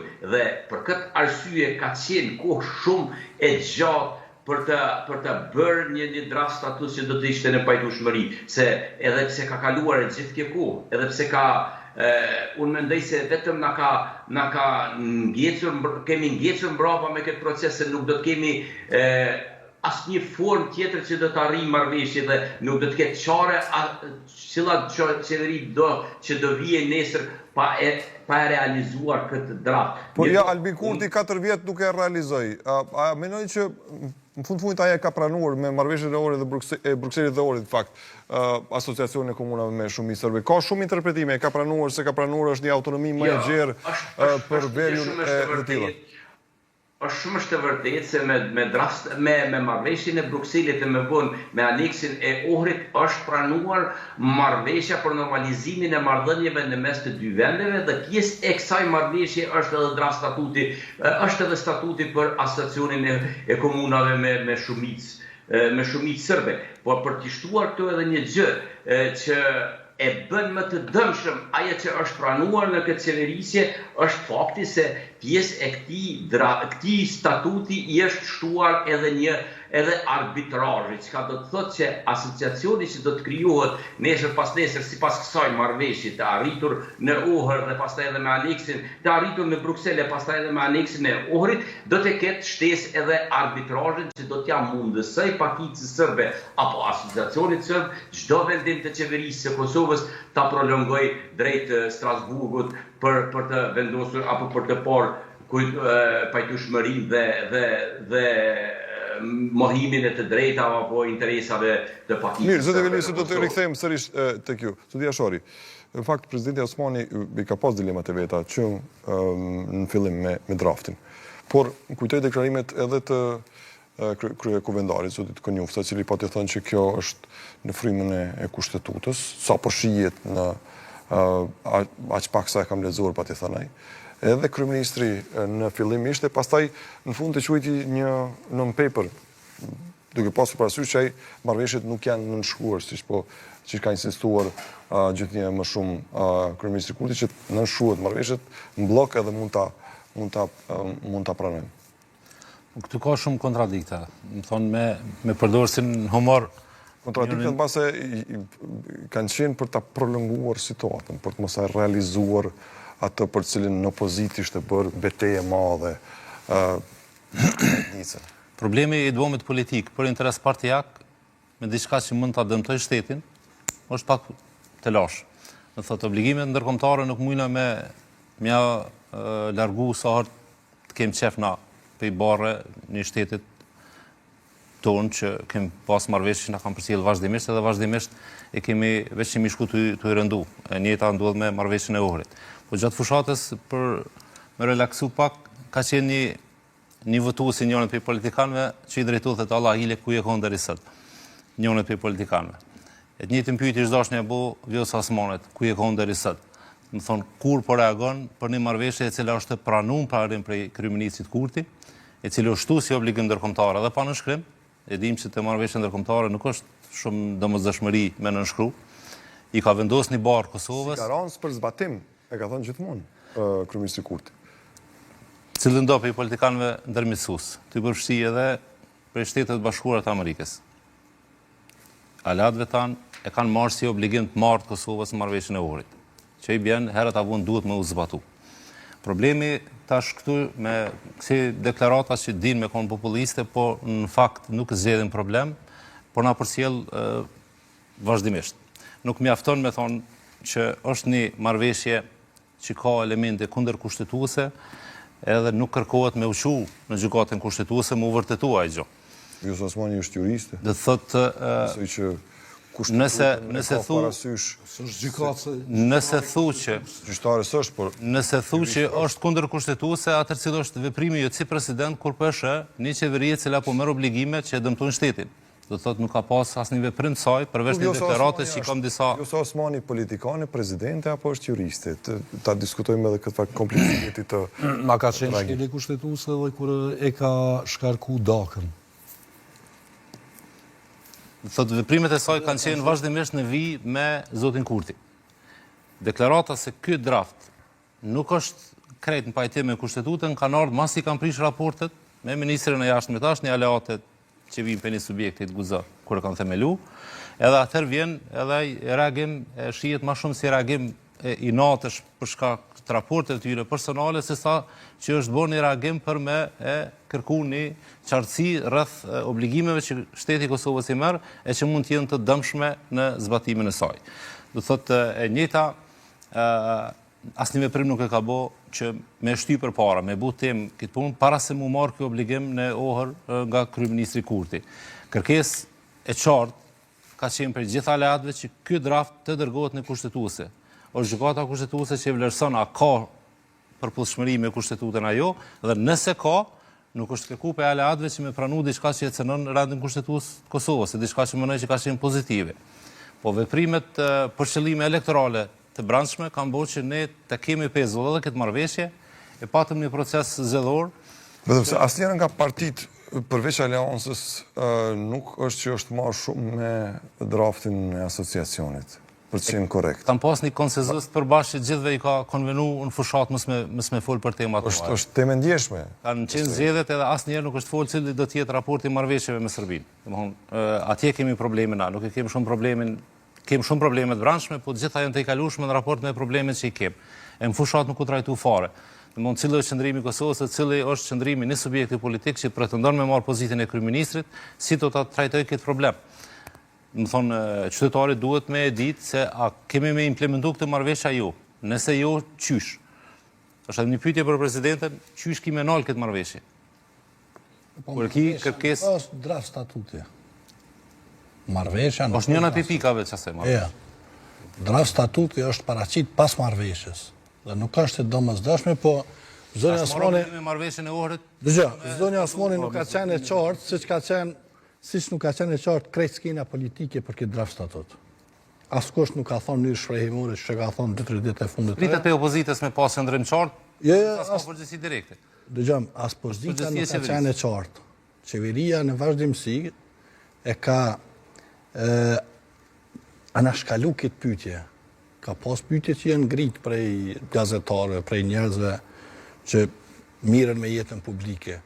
Po kur kush një shprehimore se ka thënë që ky draft statut është në kundërshtim plot me kushtetutën. Në vitin 2023, pak më para konsultoja, domethënë njëra nga deklaratat e zonjës Osmane, thotë që Shtetet e Bashkuara të Amerikës nuk propozojnë një draft i cili është jo kushtetues. Është jo kushtetues dhe ka një 2-3 gjëra aty që kanë dy kuptime, i kam shkruar letër institucioneve dhe do të korrigjohen. Por reagimi i dy ditëve më parë është i karakterit kategorik që është antikushtetues. Dhe për këtë periudhë kohore që domet janë bërë shumë të mëdha, kanë përgjegjësi pozita dhe opozita. Në shku 2 vjetë në 2023 dhe ka pas paqarësi të plot. E opozita çfarë foj ka këtë? Opozita? Që se kanë ngritë zonën që ka thonë droft. E ka ngritë. Jo, opozita ka lujtë ma këtë se opozita se i ka po presion qeverisë me që në kushtetuesat. Në draft i cili tash po thot presidenti Avent është tërësisht jo kushtetues. Që qasje që me fajsu një opozit. Jo më rëune, dëgjëm të sëmë dëgjove me vëmendje. Tash kanë përgjithësi pozit dhe opozit. Ta ka dhonë fuqin e plot, veprimit i kalu në kovend gjitha vendime. Ta ka dhonë, qytetari kanë do mandatet. Ta ka thonë, kur po është mi marë meritat, po thuj jem bashkë, kur po është mi marë përgjësi, po du ta ka thonë ty, nuk shkohet kështu kjo së... Ashtë masi është zote i bishi këtu s'po na bje me folë për opozitën, po si do që tjetë, si do që tjetë, si do që është pjesë e LDK-s, është pjesë e LDK-s. Këtu 2 vjetë kanë hupë këtë, 2 vjetë kanë hupë këtë, për këtë draft statut është hupë edhe antarësimi Kosovës në Këshillit të Evropës. Sakt, e qka ka opozita këtu? Opozita ka hënë qënë... Po është vaj opozitës, kur më varë pe opozitës, zoti Shkodra, prej opozitës sa më varë me jemi shku derën e fundit. Kur ka qenë pyetje diplomacia parlamentare, kur dasht me ndihmë dhe opozita. Në momentin që e ka marrë ndorë qeveria, na kemi hup, pse kemi hup? Për shkak se, e para, këta si janë marrë me draft statut. Aje përmendi, shumë e sakt është kjo, që me vitet tona kanë prit prej neve, apo prej qeverisë tonë, me që unë i draft propozim, jo statut, që është konform kushtetutës dhe ligjeve të Republikës të Kosovës. Gjithë e kanë neglizhu për shkak se s'kanë pas guxim. Ata i bona gjithë për gjithë. S'kanë pas guxim. Unë kështu elaboru Po ndëgjom, opozita kur e ka qunë gjykat kushtetuse, kanë qenë veç pikat e parimeve. Nuk ka pas aty draft. Në ata shti kena marrë draft. Draftin e kena marrë, veç pak, veç ta përfundoj. Ndëgjom, draftin na e kena marrë mas zotimeve në Bruxelles dhe aneksit tohri. 2 vjetë jo po zëtni. Mas zotimeve... 2 vjetë, mas 2 vjetë e kanë prit me bani draft statut masi është zotu. Fakt, edhe për Këshillin e Evropës u tha që do ta dërgojnë draft tonin, jo këto. Ky është hy edhe është zotu për diçka që s'unë e bon. Api bjen që s'ka dit, apo e ka bon me të ka hub 2 vjetë o burë gjysa mandatit së qeverie ka shku. Për fojnë e severisë. A folmi me rënë. Pa e se unë të kur qytetarin e qëti vendet që këtë draft që propozun nga leatur... Do të i bishi, a keni dit ju për shka është zotu edhe shka ju pret juve? A e keni pas qartë na Jene në debat Shkoda, jo jem debat, po mund edhe me bërtish, regull, jene në debat, po ka debat argumentër, se sun të ja fjallin... Shkak se, na ka mungu transparenca, na e kemi qagur mazën që do të folë. Të kanë qenë të informum që ajtë draft që ka dhonë opozitës. Po, pse opozita s'ka dhe... Kanë thonë opozita... A o qaj draft që për cilin thëshin në fillim që mi mire? Në që ka të kushtetutës. A të kujtojt në fillim thëshin mi mire? Pak është në gërmën e kushtetutës. Andaj unë i bona për gjithë. Se ke pos deklarime edhe të zonjës asma që kanë dhënë përputhje me kushtetutën. Dhe t'i gjej. Po, tashti... Tashti mas 2 vjetë... Në esmojnë përqenë korekte, ka pas dilemat e veta që nga fillim. Spekri politik për thët, jos që në kanë në përputhje me kushtetutën. U shë përgjes për 2 vjetë këtu që kanë hukë qëtëtarë. Kështo, edhim këtë ne, edhe edhim këtë parlamentarët që të është hipokrizia. Asë njëre donë draft statuti në formë të tekstit integral, prej fillimit dhe fund s'ka qenë asë njëre. Ka qenë parime, mirë the, apo tonë edhe opozita ka botë, ku me ditë, që ka dërgun gjykatë kushtetuese. Edhe tash, so ka pas debatë në kuvend, edhini fort mirë. Edhe se këtë draft statut, për shka flet për supozime, është kjo form, është ajo form, ka një draft europian. Kjo hipokrizia jonë është plasën për diska që nuk e kem tekstin integral. E kam pas krerë të partive dhe qeveritarë. Asë një. E kam gjutë deklaratën. E kam një pyetje. Jash me ka thonën, a dalë ke burim Ramadani, në debate, e kom tekstin integral. Po ka aj tekst, po folit për vendin tonë, po folit për fatën e vendin tonë. Edhe unë po thomë, në aspektin praktik, kjo qeveri ka bo bolë, pjesë veriore. Në pjesë, kjo me këtë kauz ka ardhë vetëvendosja në pushtet, është shto. Edhe s'ka diskutim. Edhe asnjëherë se ka realizu këto.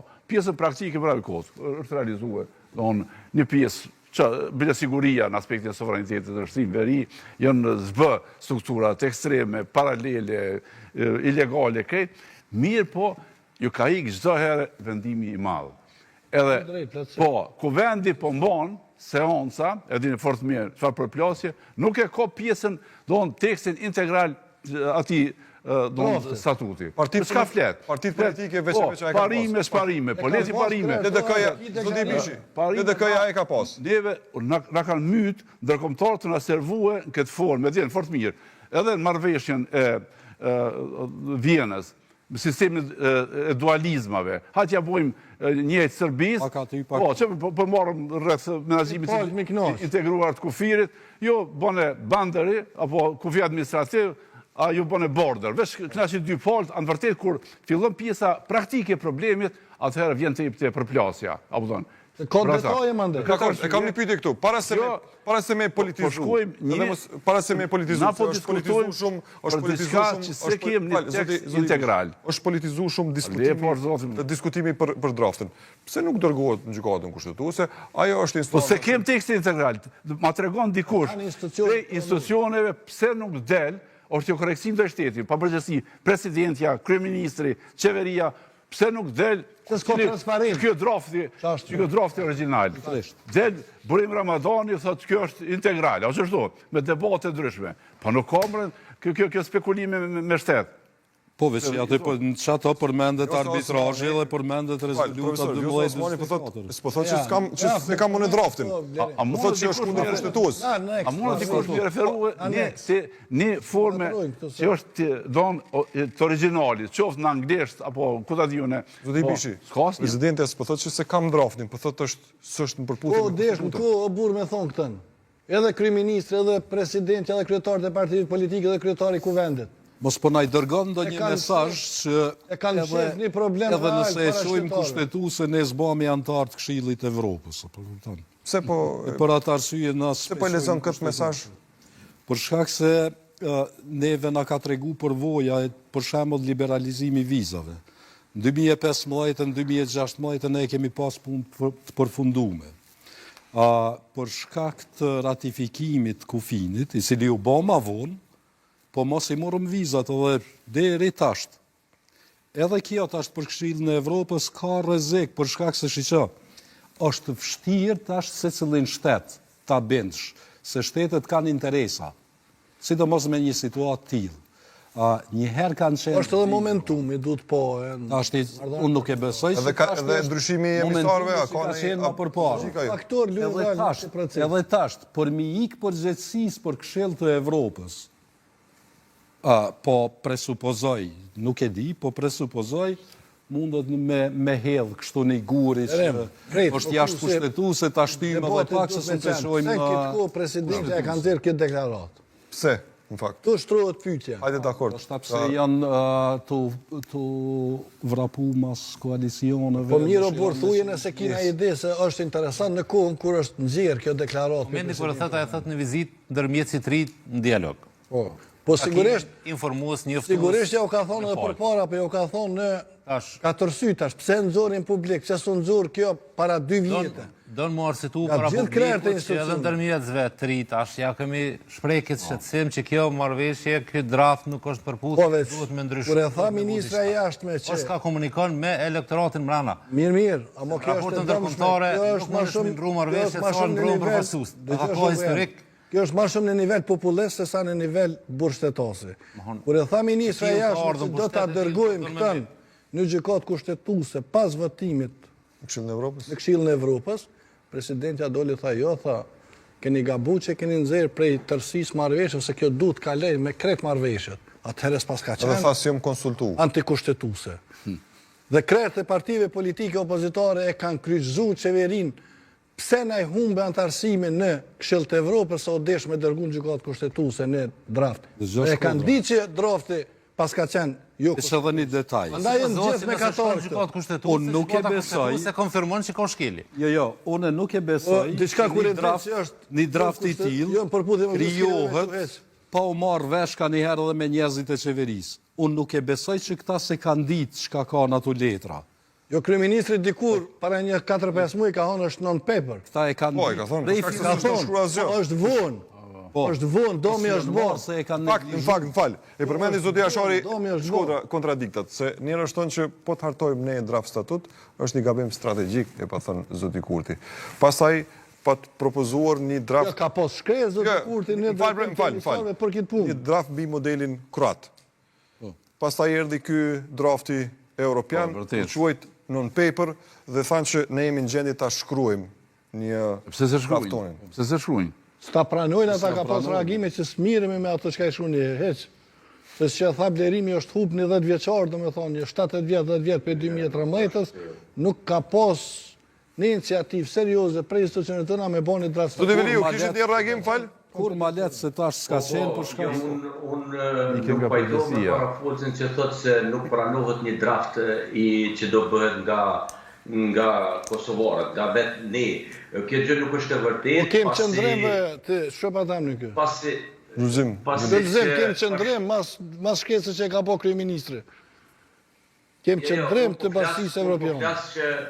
Prej ardhës në krye të qeverisë Kosovës, zotit Albin Kurti, pra po flasim për para 4 vitësh, me fillimin e negociata, që nga ajo periudhë i është lënë kohë Kosovës për ta krijuar një draft statut. Dhe një gjë të tillë ta nuk e kanë bërë, e kanë neglizhuar. Ja tham neve këtu në studio, pikërisht njëjtën. Pikërisht, është ajo që e kanë neglizhuar vetë kur gjithçka kalohet në këtë formë, në këtë mënyrë, atëherë i detyron të tjerët që ta bini draft statut. Ne kemi pasur një propozim edhe nga kryeministri shqiptar, një draft statut që është ofruar nga kryeministri shqiptar, mirë po qeveria jonë as që ka dashur ta shahas të flas para draft statut. Ndërsa tani ka ardhur nga Bashkimi Evropian një draft i cili duhet, po një gjë nuk duhet të harrojmë, se kauzë e lëvizjes vendosje për të ardhur në pushtet ka qenë pikërisht mos krijimi i asociacionit për komunat me shumicë serbe. Mirë po me thënë të drejtën në këtë periudhë kohore, pra të gjatë qeverisë së Kurti, edhe opozita nuk është treguar e sinqert, se është pikërisht ajo opozitë që ka pranuar asociacionin, krijimin e asociacionit, ndërsa tani gjithkohën duke ndjekur Kurtin në politikat populiste, kanë dalur kundër krijimit të asociacionit të komunave me shumicë serbe. Kjo pra është e pandershme, është dashur që opozita, pikërisht ajo opozitë që e pranoi kohë më parë një asociacion, ishte e gatshme ta vënë në zbatim, që tani edhe gjatë fushatës ta përdor atë dhe të thotë që ne do ta bëjmë asociacionin se është detyrim ndërkombëtar dhe jo të fshihet pas thirrjeve të tyre populiste se nuk duhet krijohet asociacion për komunat më shumicë. Nëse dikush pret si partitë opozitare mja përshtat propagandën qeverisë, atëherë është diçka që nuk ndodh. Jo, po pikërisht këtë e kanë bërë këta. E kanë bërë pikërisht se këta kanë rënë kauzën e vetëvendosjes. Pikërisht për mos krijimin, kur ne të gjithë e dimë se të dy forcat kryesore të opozitës kanë pranuar krijimin e asociacionit, si qeveria Thaçi, ashtu edhe qeveria e Isa Mustafës kohë më parë. Për vitin 2013. E para, asociacioni ka qenë në planin e Ahtisarit. Plani Ahtisarit ka qenë ai kompromisi për pavarësinë. Edhe brenda saj ka qenë bashkësia e komunave serbe. Po ku është dallimi? Dallimi është që partitë opozitare tani, derisa kanë qenë në pushtet, e kanë pas një asociacion si kur ky asociacioni që e kem tani të komunave shqiptare. Me qeverin tani, asociacioni ka avancu deri në autonomi.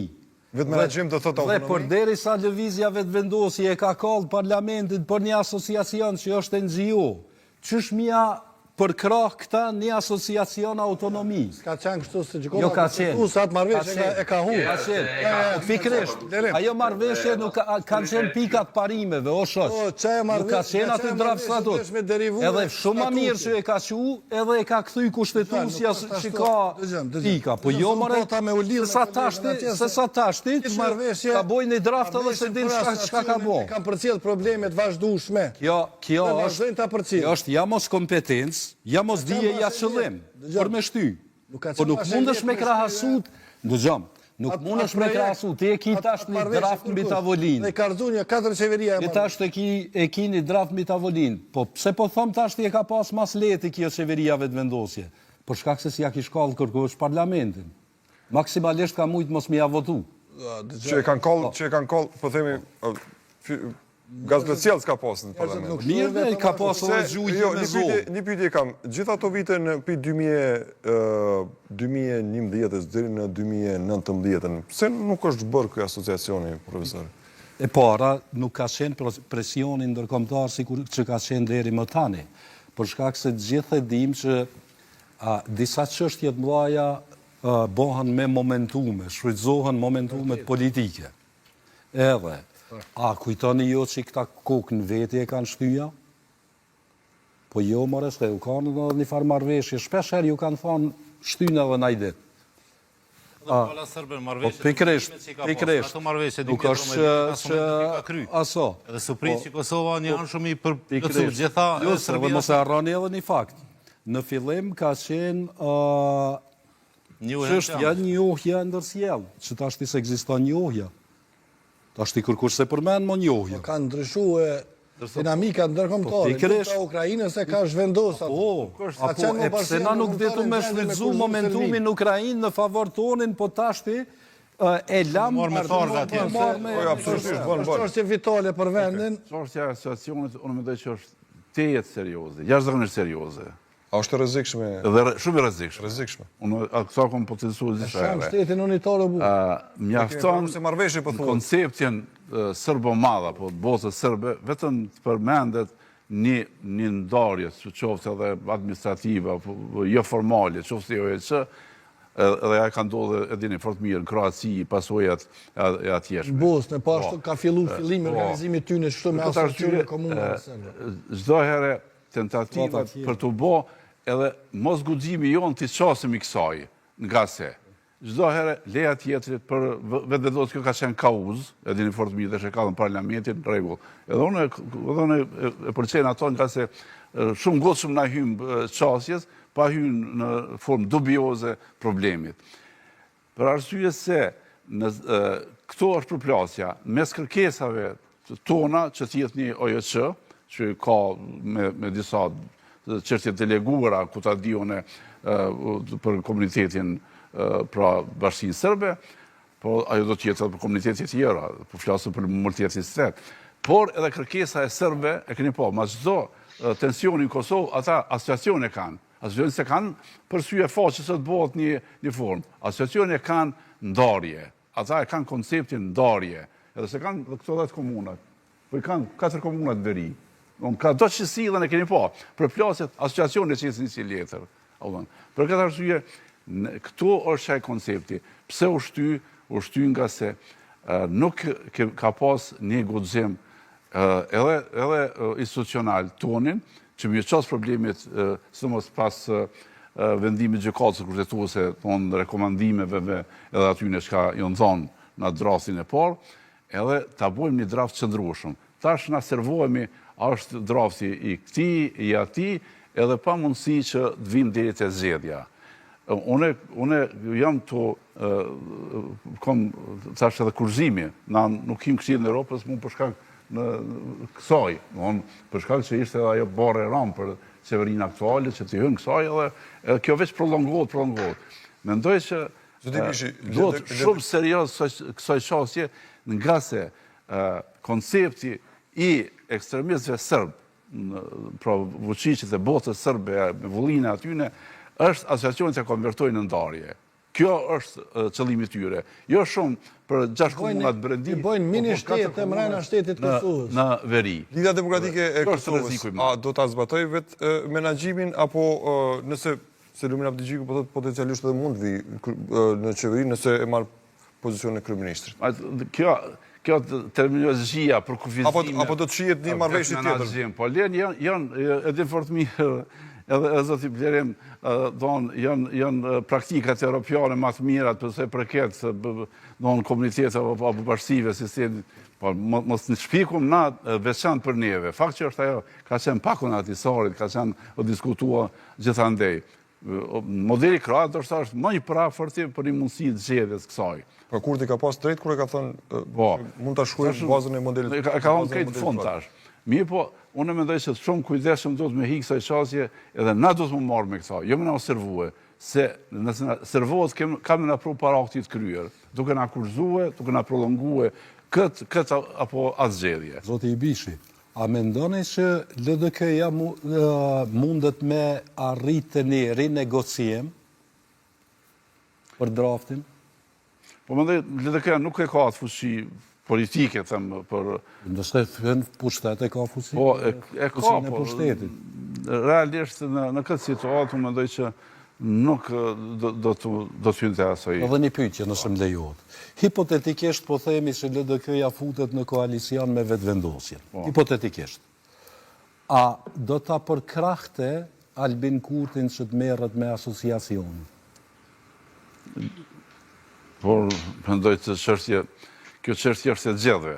Nuk do të ishte në mënyrë separate ti. Po, ama kur e merr pushtetin, po normal tash mendoj se nëse hin pushtet, edhe ai pushtet duhet për çështje madhore të jetë jo i kurzum, po të jetë vija të kuqe për këtë çështje. Unë mendoj që asociacioni është vija e kuqe, jo vetëm për një koalicion të tashëm, po është për gjitha partitë politike, për këtë parlamentit. Nëse fillojna me mendue që hajtë ky ka me pru atë, unë mendoj që kjo duhet zgjedhet në nivel. Unë po e shtrej pyetjen bazu në zotimet në Bruksel për shkak se asociacionin e kemi aty.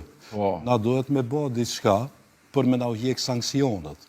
Na duhet me bë diçka për me afru e Këshillit të Për çfarë kam Evropës. thonë, ne duhet dalim me projektonin. Ato se.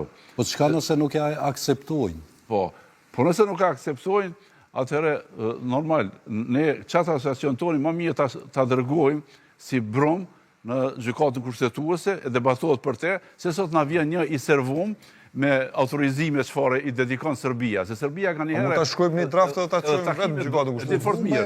Edhe takimet Bruksel ne ka Zoti Bishi, unë po pyes. A mundet, a mendoni jo që në një qeverisje negociohet gjithë kjo teme e draft statutit? Po, mendoj që duhet. Unë mendoj që nuk do t'jetë të atribuohet vetëm pozicës. Kjo duhet t'jetë çështje e përbashkët, edhe opozitës. Edhe kjo vije kuqe. Unë e shoh asociacionin jashtëzakonisht të ndijshëm. Nga se nuk është e rastishme çka serbët pretendojnë, ekstremistët serb, po mendoj. Është studium i mirë kërkesat e tyre. Ata çdo asociacion e shohin me prerogativa ekzekutive. Në çfarë do forme qoftë. Edhe unë po them, qoftë edhe si asociacion që përmendet, ata kanë mundu me bo. Edhe qëllimi i tyre është ndarja 4 komuna në veri.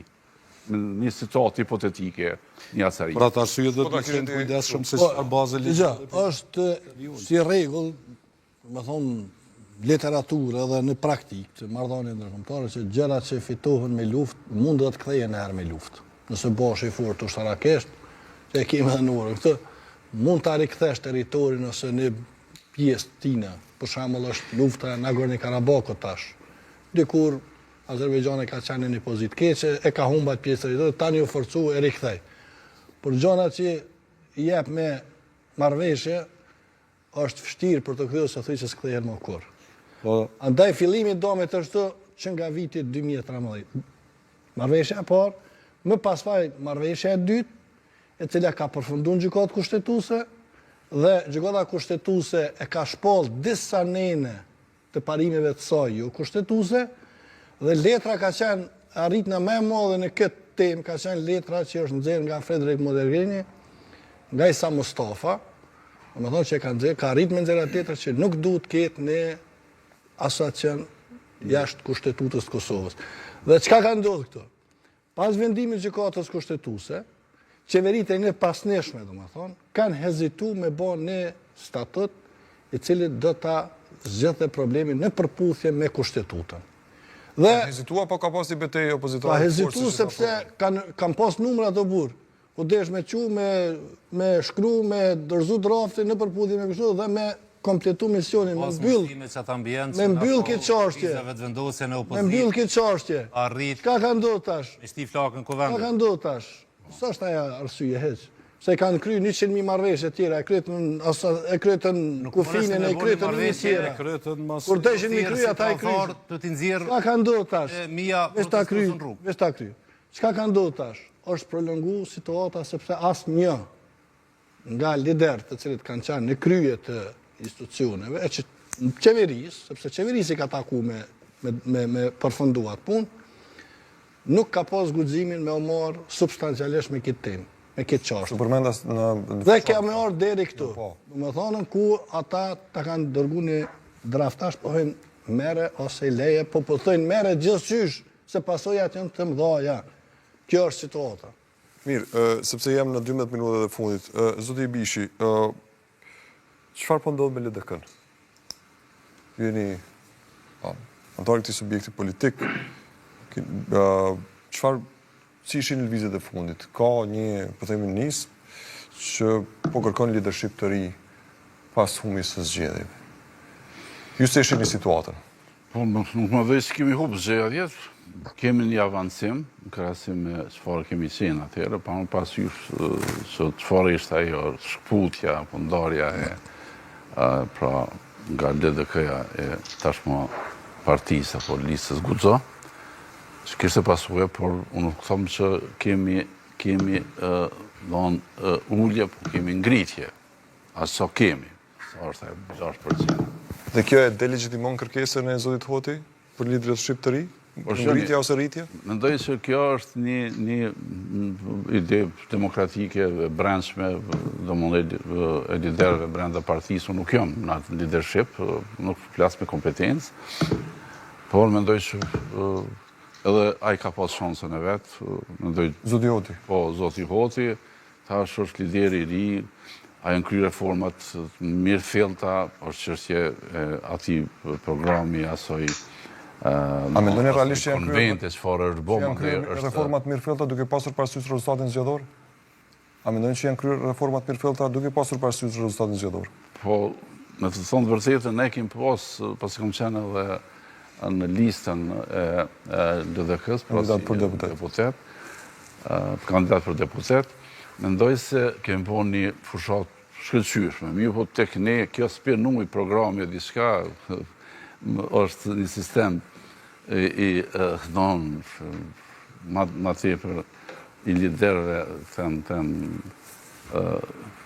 edhe nuk elektorati, për përgjithsisht njerëz tonë që mësot të lexojnë programet, ma tepër lidhen për liderin, edhe nuk po duhet tash të kritikoj gjithë, po lidhen me LDK-n, mendoj që kemi bërë një fushat shkëlqyeshme. A ka qenë edhe pjesa e opozitës? Kemi arrit një avantazh, një ngritje, po jo ato të pritur çfarë e kemi ndije gjatë fushatës, e tash normal ka edhe vende për kritika.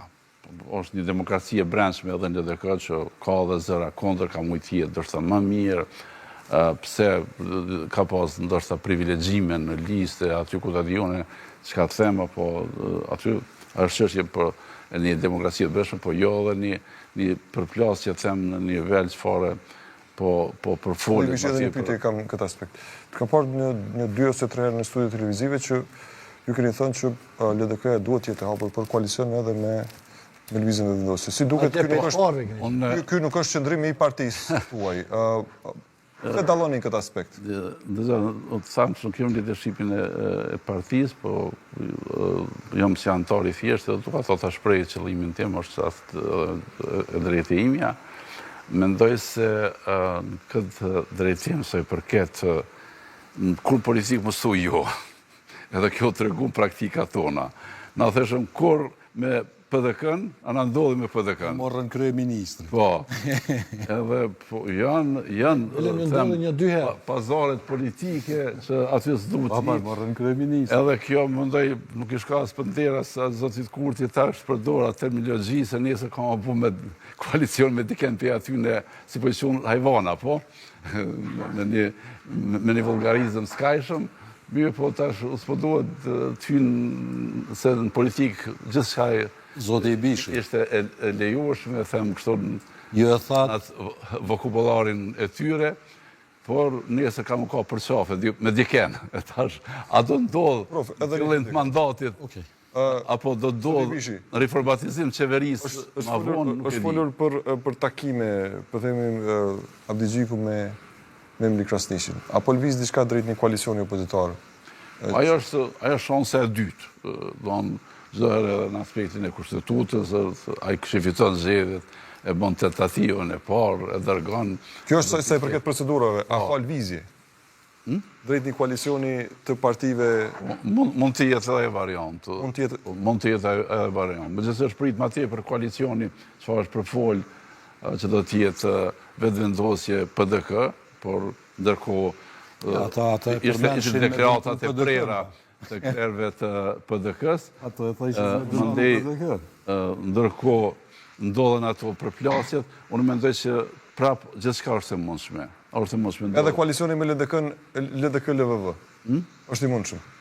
Me gjithë, unë e shoh të mundshme edhe me parti tjera. Edhe me parti tjera. Edhe unë e them edhe këtë, që Kosovës, parasysh ne jem shumë kështu edhe shpirt ngushtë edhe të kufizum në vizion, në pamje, nëse dikuri është dashur një qeveri e qëndrueshme Kosovës, unë mendoj që është ky moment tonë.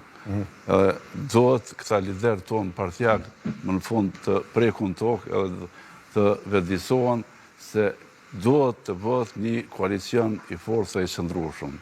Mirë. Zoti i Bishi. Ne kam një pyetje për zotin Veliu që pastaj apo në këtë kontekst, profesor. Po në këtë kontekst. Po në rregull. Jo përmendet që liderin po e shikojnë më shumë se sa programin.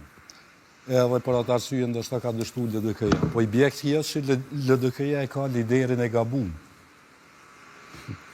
Edhe kur flesni për ngritje të votës, cilin vend jeni qenë, dytin apo në tretin? Si LDK. Cila është fitoria këtu?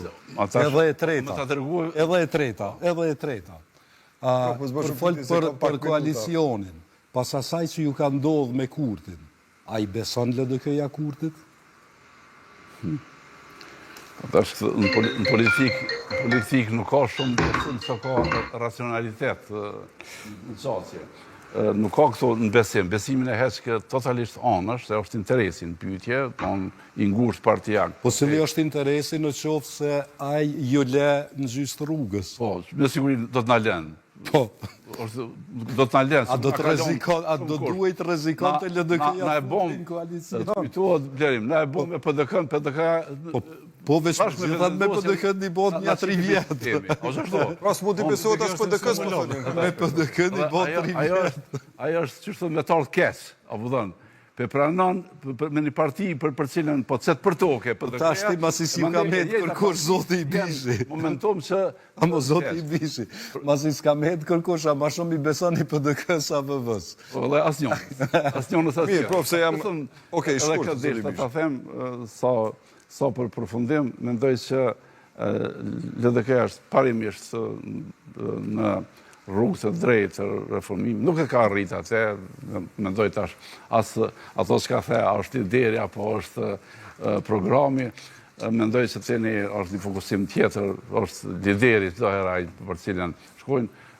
Unë që akum para shikimi im, po e shpërfasin ndërsa publikisht për herë të parë, vetë vendosë e kum para me 25%, pak ofrim konë, LDK-n bazë programit edhe kapaciteteve të partisë 23, 21 ja bazon kësaj PDK-s, 7 AK-s me nismën, edhe kjo ka qenë, po më dhe për partitë shqiptare. Pak më gabuar vetëm... Jo, e kam një këtë për zotë i Veliu, se kemi dhënë që drejtë. Kjo është LDK, kjo është LDK. Jo, du analizën edhe të ti. Okej. Zotë i Veliu, sepse më shë raport që të kam përthejmi në komunikim në studinë e kënd debatit, si është e formimin e qeverisë, kush beson që do të bëjë qeverinë ashme të Kosovës, kush i ka mundësit më të mëdha? Po në qoftë se shohim numrat e Komisionit Qendror Zgjedhor, është bërë diçka, është e vështirë për të krijuar një qeveri të mirë, po çka unë në këtë rast mendoj dhe do të ishte për të mirën e qytetarëve dhe të vendit tonë, do të ishte që liderët politik të tregojnë përgjegjësi kundrejt votës dhe votuesve të tyre.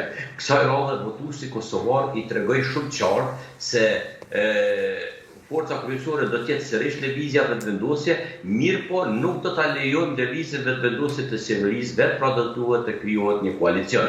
Me sa po shihet se partitë opozitare janë sikur kanë vënë vite kuqe kundrejt lëvizjes vetëvendosje, ndërsa në mes veti po paraqojnë se kush po e merr postin e kryeministrit. Unë mendoj se në këtë kontekst geostrategjik, çfarë është për momentin dhe në kontekstin e dialogut dhe marrëveshjeve të Kosovës me Serbinë, gjëja më e mirë që mund ta bënin për vendin dhe për qytetarët e Republikës së Kosovës, politika kosovare, liderët e partive politike duhet të ulen dhe të krijojnë një front të përbashkët, pa them front, po në këtë rast është qeveri të përbashkët, pra krijimin e një qeverie të madhe apo një koalicioni ku do të përfshiheshin të gjitha forcat politike, pra po themi forcat politike dhe parlamentare shqiptare, pasi që ne të gjithë dimë se vetëm pas një viti kemi zgjedhjen e presidentit, dhe zgjedhja e presidentit kërkon 80 mandate, apo të paktën në rundin e tretë kërkon që 80 deputet të jenë në sallë, dhe një gjë të tillë nuk do të mund të arrijë as lëvizja vetëvendosje e as nuk mund të arrijë opozita e tani. Mirë, zoti Veliu, se jam krejt në fund, falenderoj shumë që ishe pjesë e emisionin sonte. Shkodra, shtroj pyetjen se 1 minutë kam. Faleminderit për mundësinë. Zoti Bishi, ju thatë që jeni për një qeveri stabile. Po. në bazë këtyre numrave që ka dhënë sovrani qytetari i vendit, në asnjë variant do të thotë nuk mund të ketë qeveri stabile pa lëvizjen vetëvendosje. Ju jeni prej eksponentëve të parë të ndoshta të krejt opozitës që keni thonë mund të ketë ose duhet të ketë një qeverisje VV-LDK. Cilat janë të mirat e kësaj qeverisje për kohën të cilën gjendet vendi dhe në mandatin e ashëm 2025-2029. Shkurt zoti Bishit, lutem se Po mendoj është për të mirën e vendit, unë e thash pasi ishte pyetja direkte për LDK-n, po s'po predikoj vetëm LDK-n, mund të jetë një parti tjetër, mund të jetë edhe PDK-ja, por realiteti është që fituese është vetëvendosja, dhe nuk e di pse po nervozohet shumë Kurti për atë. Harroje që mund ta ketë një qeverisje absolute. I ka vdek puna se frikë me marrë përgjegjësi, nuk e ka si video. Edhe ai duhet të ulet edhe të jetë shumë më i qetë, mos bëhet nervoz me atë, mirë po të zgjedh një partner koalicion me qëllim që ta kem me para sfidave që na presin, edhe në aspektin e zhvillimit ekonomik, integrimeve, sigurisë veçanti, një qeveri stabile, një pozitë qeverisë stabile, por edhe një pozitë pra qëndrueshme. Zoti Bishit, faleminderit shumë që ishit sonde në studio. Respekt. Shkodra, faleminderit shumë. Zoti Ashari, profesor, faleminderit shumë që ishit në studion e këndit të debatit. Shikues të nderuar, me kaq e përmbyllim në personat e emisionit. Rishim nesër. Mirupafshim.